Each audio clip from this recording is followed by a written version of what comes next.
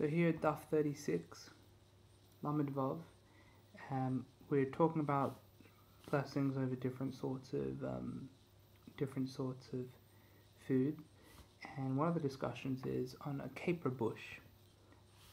What's the blessing on if someone eats not just the berries but the actual bush itself, the buds of the leaves?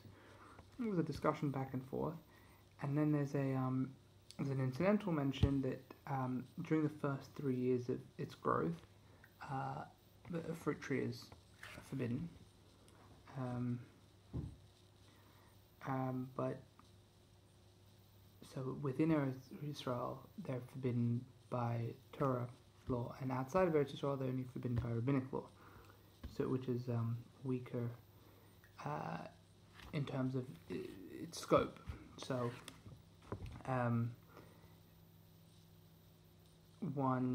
so Rav Yehuda, so the halacha mentioned, Rav Yehuda says that Rav says a caper bush during the first 3 years of its growth outside of the land, one throws out the berries but eats the buds.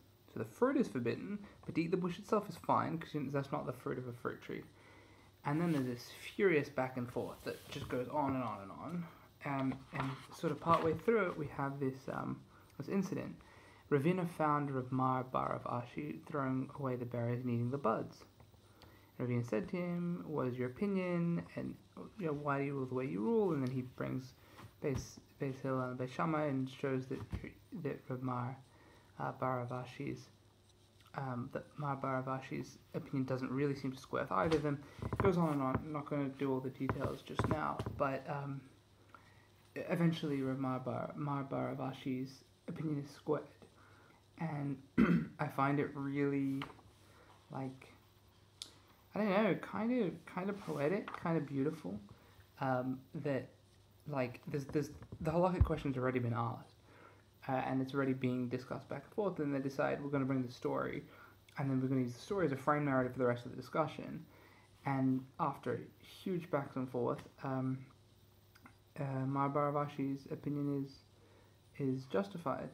The Hilchasa Kamar bar of Ashi, and the halacha is in accordance with the Mar bar of Ashi, the Zorek es ha'avyonos, who threw away the berries, v'ochel es ha'kafrisin, and ate the buds. So they're not considered oila, and his position is sustained.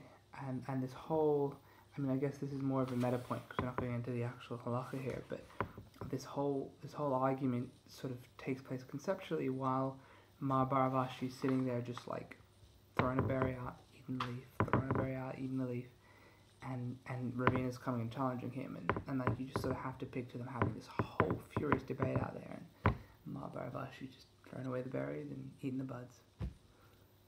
May we merit many buds and many fruit which have been properly tithed in all the tithes.